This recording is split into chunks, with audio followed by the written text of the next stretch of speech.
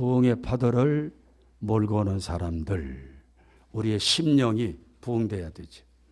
가정도 부흥되고 생업도 부흥되고 사역도 부흥되고 교회도 부흥되고. 그래서 새롭게 되는 금년 한 해 되시기 바랍니다. 그 세 가지 기도 제목이 뭔지 아시지요? 주보 전면에 나와 있습니다. 주보 전면에 한번 보면서 자, 시작. 잔치집 우리 교회와 가정, 300용사, 기적을 만들어가는 사람들. 이 세 가지 기도 제목 가운데 오늘 첫 번째 기도 제목, 성경 이 설교 제목은 축제가 있는 2024년도 그랬습니다. 올 한해 잔치집 같은 이런 교회가 되고 이런 가정들이 되고 또 여러분의 삶이 되면 좋겠다. 그런 마음으로 우리가 기도하는 것입니다. 저는 부흥회를 한 70군데, 80군데 다닌 것 같아요. 저 외국에도 국내도 그렇고. 그리고 무슨 뭐 세미나라든지 교회 행사 그 다닌 교회들이 가만히 헤아려 보면 200개 교회도 더 되는 것 같습니다. 또 많은 사람들을 만나는데 교회를 가보든지 또 가정을 신방해 보든지 사람을 만나보든지 하면 세 가지 종류로 이렇게 압축이 돼요. 첫째는 공동묘지 같다. 초상집 같은 분위기를 연출하는 그런 가정들, 그런 교회들, 그런 개인들이 있습니다. 영적인 활동이 없어요. 믿음의 활동이 없습니다. 기쁨도 없고 그저 신앙생활이 습관입니다. 습관. 감동도 없고 또 이런 사람들은 되게 이런 가정들은 되게 우울해요. 우울하고 침울하고 그리고 웃음이 없습니다. 두 번째는 박물관 같은 그런 가정이 있고 그런 교회도 있더라는 것입니다. 박물관. 골동품 뭐 하나 보고 즐거워하는 것처럼 빛바랜 사진을 꺼내 들고 옛날을 그리워하고 내가 옛날에 이랬지 과거를 자꾸만 생각하고 나 없으면 되었겠어 이런 과거 지향적인 사람들 옛 추억만 먹고 사는 것입니다. 세 번째는 다니면서 느끼는 것 중에 하나가 잔치집 같은 사람들, 교회들, 가정들이 있다는 것입니다. 이런 사람들의 이런 교회, 이런 가정의 특징은 잘 웃어요. 잘 웃습니다. 그리고 밝은 얼굴 표정을 합니다. 또 이런 교회는 몇 가지 특징이 있습니다. 이런 신자들에게는 몇 가지 특징이 있어요. 첫째는 예배가 활기가 있습니다. 예배가 역동적이고 활기가 있고 말씀에 아멘하고 말씀을 감사하게 받고 찬양을 뜨겁게 하고 기도도 열심히 하고 두 번째는 분명한 자기의 신앙 고백이 있습니다. 하나님이 누구냐? 예수님이 나와 어떤 관계냐? 교회와 나는 어떤 관계인가? 죄정과 나는 어떤 관계인가? 이런 자기의 고백이 뚜렷합니다. 세 번째는 응답이 있는 기도 생활을 하는 가정이고 하는 개인이고 교회입니다. 기도가 뜨겁습니다. 네 번째는 헌신의 즐거움이 있어요. 헌신의 즐거움이 넘칩니다. 이게 잔치집 교회고 잔치집 가정이고 잔치집 개인입니다. 사랑하는 여러분, 여러분의 가정과 심령은 어떻습니까? 초상집, 박물관 아니면 잔치집입니까? 여러분의 교회 생활은 어떻습니까? 어느 날 기도하는 가운데 코로나 시절인 것 같아요. 그때 참 교회가 위축되고 모임도 어려웠고, 그때 어느 날 새벽에 기도하는데, 하나님, 이 침체된 것을 어떻게 뚫고 나가야 되겠습니까? 그런 기도를 하는데 갑자기 내 마음속에 떠오르는 단어가 있습니다. 잔칫집. 잔칫집. 그 단어가 막 마음 깊은 곳에서 끌어올라요. 그렇구나. 이렇게 어려울 때일수록 교회 분위기 잔칫집으로 만들어가야 되겠구나. 그래서 2022년도에 교회 표어를 잔칫집 같은 우리 교회에 그랬습니다. 점점 회복되고 잔칫집 분위기가 나요. 그리고는 2023년도에는 교회 표어를 잔칫집 같은 우리 교회가 아니라 같은을 뺐습니다. 잔칫집 우리 교회. 더 적극적이고 더 긍정적이지요. 잔칫집 같은이 아니라 잔칫집이 되자. 그래서 잔칫집 교회, 잔칫집 가정 그렇게 했더니 정말 기도대로 부흥의 파도가 밀려오고 잔칫집이 되더라고요. 금년에는 부흥의 파도가 밀려오는 교회입니다. 그렇게 되고 있지 않습니까? 누가 되든지 부흥의 파도를 막는 그런 일 하는 일이 없기를 바랍니다. 여러분 가정에도 여러분 심령에도 부흥의 파도가 밀려와서 활기가 있고 기쁨이 있고 웃음이 떠나가지 않고 점점 잘 되는 이런 은혜가 있기를 축복합니다. 자, 오늘 본문 로마서 14장 12절 말씀을 다 같이 한번 읽어봅니다. 로마서 14장 12절. 자, 아직 안 나옵니까? 제가 인내가 필요한가요? 여러분 성경 한번 찾아보세요. 로마서 14장 12절. 시작. 하나님의 나라는 먹고, 로마서 14장 12절. 시작.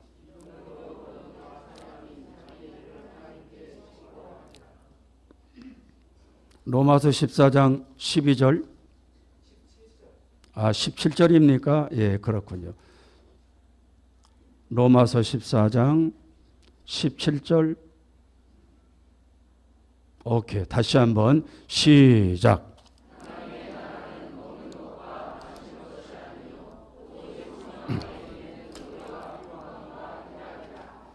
하나님의 나라는 이렇다는 것입니다. 왜 이 마태복음이 떠요, 이게? 하나님의 나라는 이렇다는 것입니다. 먹고 마시고 이런 나라가 아니라 오직 성령 안에서 의와 평강과 실학이라. 이게 하나님의 나라는 거예요. 먹는 것 마시는 것 적당히 하세요. 많이 하지 말고. 하나님은 그런 나라 하나님 아닙니다. 의와 평강과 실학이니라. 의가 뭡니까 여러분? 의는 옳고 그름의 기준이에요. 정확하게 이야기하면 의는 하나님이 기뻐하시는 것입니다. 하나님의 기쁨이 내 기쁨 되고 하나님의 싫어하심이 나의 싫어함이 되는 겁니다. 의는 하나님이 기뻐하시는 것, 불의는 하나님이 싫어하시는 것. 천국은 하나님이 기뻐하시는 일을 행하는 나라라는 것입니다. 우리가 하나님이 기뻐하시는 일을 행할 때 하나님의 나라가 이루어지고 우리 가정에 잔치집 되고 축제가 펼쳐지는 것입니다. 성경에 보면 요셉을 의로운 사람이라, 노아를 의로운 사람이라 창세기 6장 9절에 마태복음 1장 19절에 그렇게 이야기합니다. 요셉을 의로운 사람이라, 노아를 의로운 사람이라. 여러분은 어떻습니까? 하나님 보시기에 의로운 사람입니까? 불의한 사람입니까? 부디 의로운 사람 쪽에 속해지기를 축복합니다. 거기에 천국의 삶이 펼쳐지는 겁니다. 두 번째는 뭡니까? 하나님의 나라는 평강. 마음에 두려움이 없습니다. 늘 긴장하고 염려가 되고 걱정이 되고 앞으로 다가올 미래가 두렵고 불안하고 염려와 걱정이 떠나가지 않고 그 마음이 평강할 수가 없는 것입니다. 다 하나님 앞에 맡기고 하나님이 어련히 알아서 해 주실까, 그런 마음 가지고 마음에 평화를 지니고 사는 사람, 거기에 천국이 있고 축제가 있는 것입니다. 세 번째는 뭡니까? 실학, 의와 평강과 실학이니라. 실학이 뭡니까, 여러분? 기쁨이에요. 근본적인 기쁨입니다. 못 받을 줄 알았던 돈을 받아서 기쁠 수가 있지요. 아들이 대학에 입학해서 기쁠 수가 있습니다. 취직이 됐다고 기뻐할 수가 있습니다. 그런 기쁨도 있지만 여기서 말하는 실학은 근본적인 기쁨이에요. 순간적인 기쁨이 아니라 근본적인 기쁨. 내가 하나님의 자녀가 되었다고 하는 것. 하나님이 나의 아버지가 되었다고 하는 것. 기뻐서 춤이라도 춰야 될 이런 일 아닙니까? 근본적인 기쁨이에요.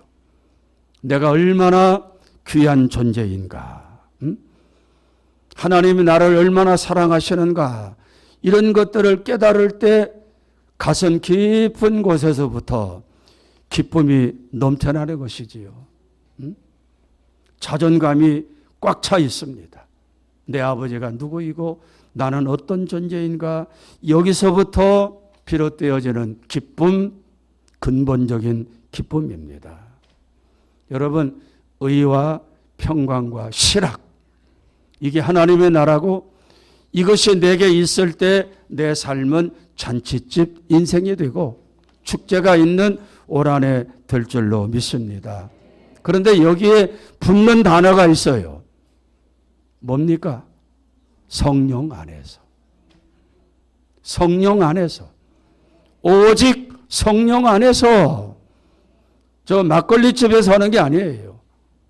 호프집에서 하는 게 아닙니다. 오직 성령 안에서. 하나님이 기뻐하시는 일을 행하고 내 마음속에 평강이 채워지고 근원적인 기쁨, 내가 하나님의 자녀라고 하는 이 근원적인 기쁨으로 꽉 차 있을 때 거기에 천국이 펼쳐지고 잔치집 인생이 되는 것입니다. 이 은혜가 있기를 주의 이름으로 축복합니다. 오늘 좀 설교를 한 5번 일찍 하려고 그래요. 사무원에 있기 때문에. 자, 이런 천국의 삶을, 축제가 있는 인생을 살기 위해서는 어떻게 해야 되겠는가? 시간이 되는 대로 말씀을 나누려고 합니다. 첫째는 사랑입니다. 사랑. 사랑이 문제입니다. 사랑이 답입니다. 사랑이 답이에요. 여러분과 교제하는 사람들, 가까이 지내는 사람들을 자세히 한번 보십시오. 사랑이 부족한 사람들, 특히 유년 시절에 사랑이 결핍되어 가지고 그것이 상처가 되어서 마음속에 또아리를 들고 있습니다. 심리학적인 용어로 운디드 차일드라고 하죠. 이게 상처 입은 어린아이가 또아리를 들고 있어요.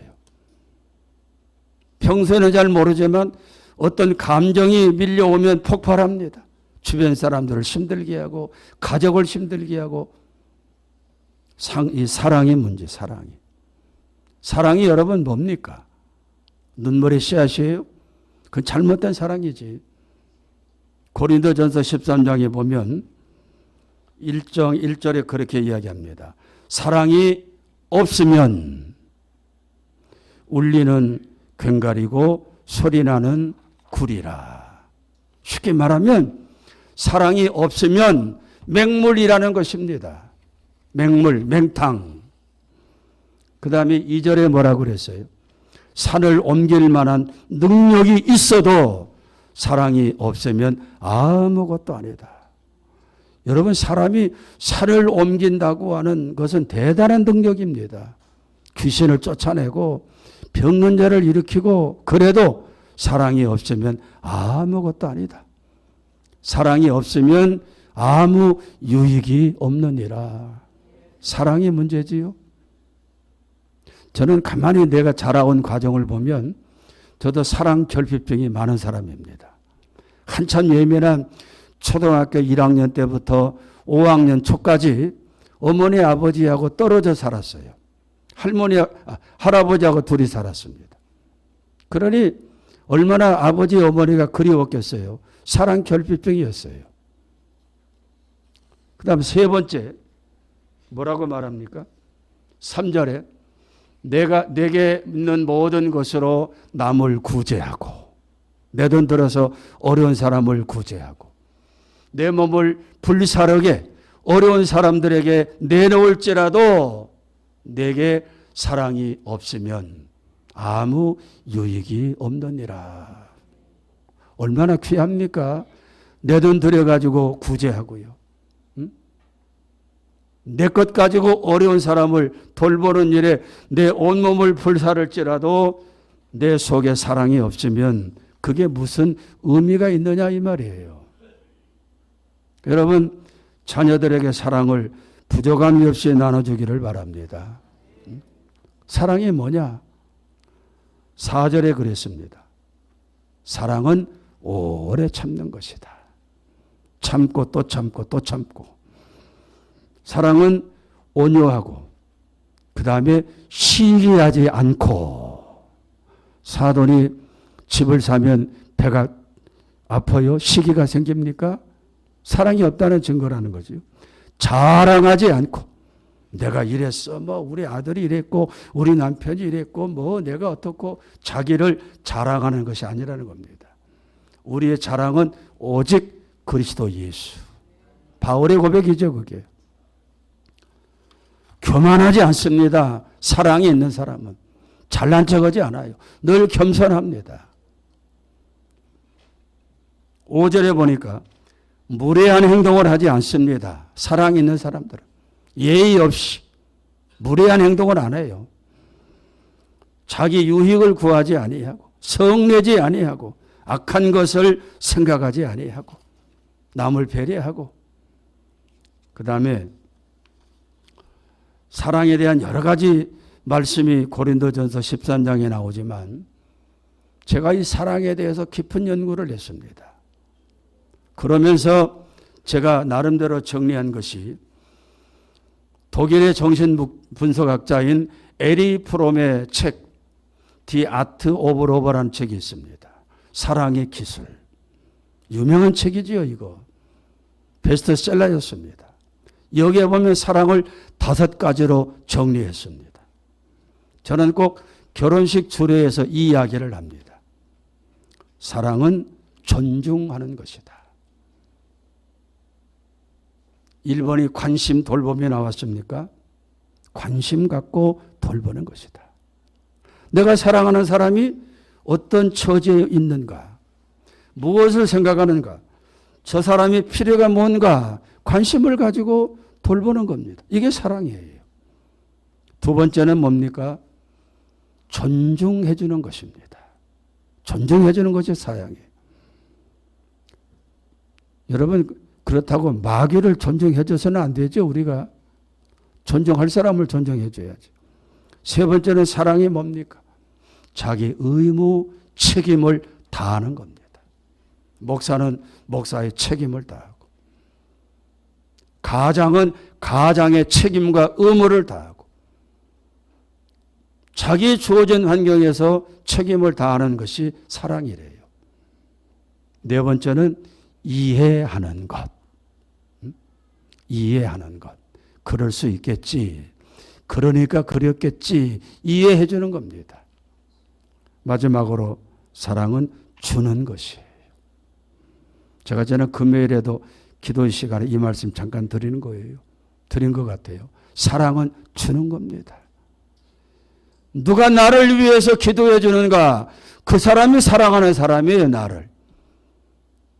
누가 나를 위해서 마음을 써주는가? 마음을 주는가? 그 사람이 나를 사랑하는 사람입니다. 누가 나를 위해서 돈을 쓰는가? 그 사람이 자기를 사랑하는 사람입니다. 사랑한다고 말만 하고 선물도 안 주고 돈도 안 주고 뭐 돈이라는 것이 큰 돈이겠습니까, 여러분? 성경에도 재물 가는 곳에 마음이 가는 거예요. 누가 나를 위해서 기도해 주는가? 누가 나를 위해서 자기의 귀한 것을 내게 줄 수 있는가? 응? 한번 따라 합시다. 관심, 존중, 책임, 이해, 주는 것. 이게 사랑입니다. 우리 이런 사랑을 훈련시키고, 사랑은 훈련받아야 돼요. 아이들에게 가르치고 훈련시켜야 됩니다. 그래서 여러분 인생이 잔치가 있는 인생 될 수 있기를 축복합니다. 두 번째는 뭔지 아십니까? 이것만 하고 마치려고 그래요. 마음 관리입니다. 마음 관리. 행복과 불행은 종이 한 장 차이입니다. 종이 한 장 차이. 마음을 어느 쪽으로 기울여, 내 마음의 생각을 어느 쪽으로 움직여 가는가? 긍정하는 쪽인가? 부정하는 쪽인가? 순종하는 쪽인가? 거역하는 쪽인가? 겸손한 쪽인가? 교만한 쪽인가? 하나님이 기뻐하시는 쪽인가? 마귀가 좋아하는 쪽인가? 이 경계선 차이라니까요. 행복과 불행이. 요한복음 13장 2절 말씀을 한번 우리 읽어봅니다. 시작.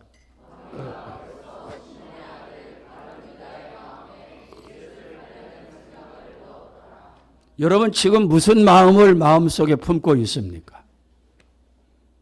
사람은 하루에도 5만 가지 생각을 마음속에 품었다가 뱉어냈다가. 여러분 예수님의 제자 유다 얘기입니다. 유다 이야기.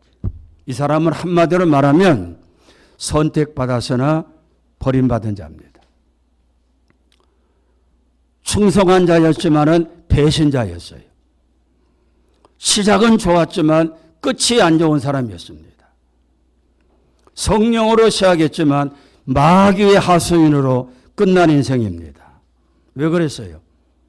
생각을 잘못하니까. 마음 관리를 잘못해서 그래요. 이 사람은 예수님께 인정받았습니다. 재정부장이었어요. 요한복음 13장 29절에 보니까 돈꾀를 맡은 자였다. 돈꾀를 맡은 자였다. 예수님을 따라다니면서 유다야 100만 원 지출하자. 저기 써야 되겠다.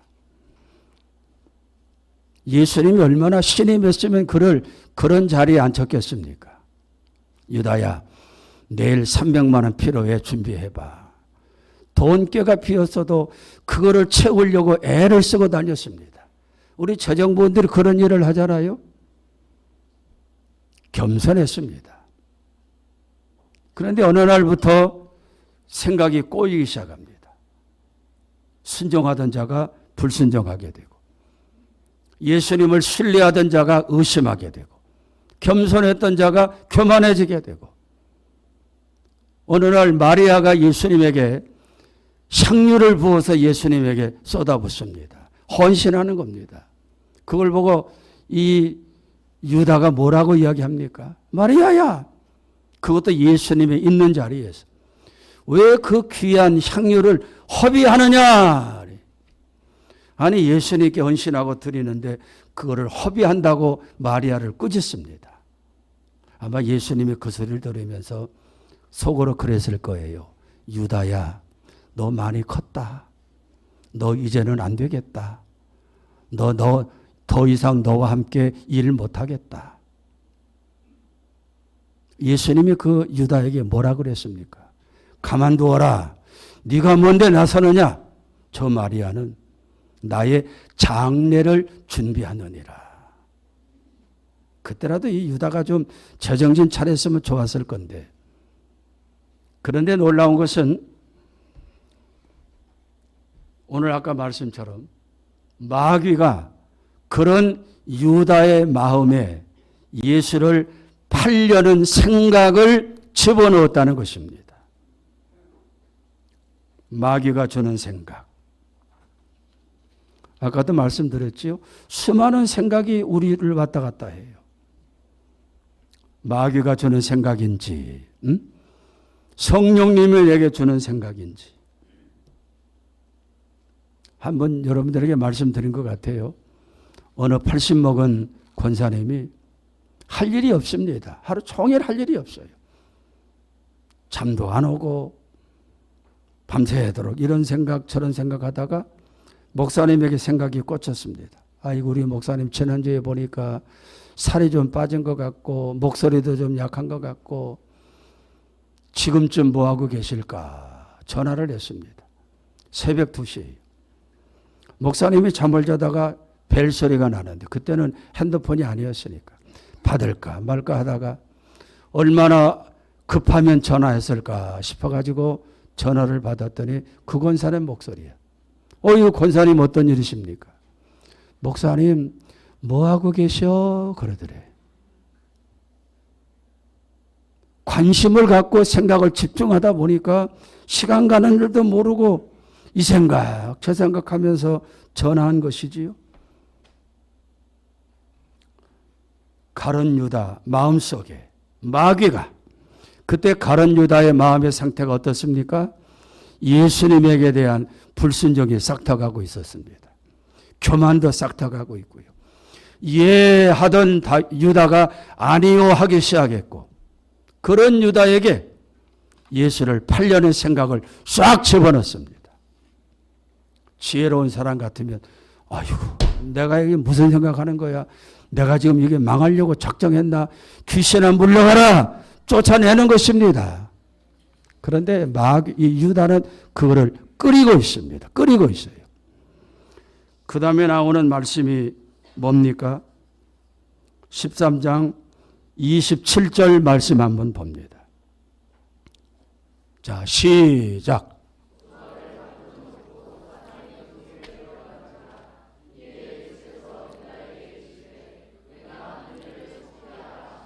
할렐루야.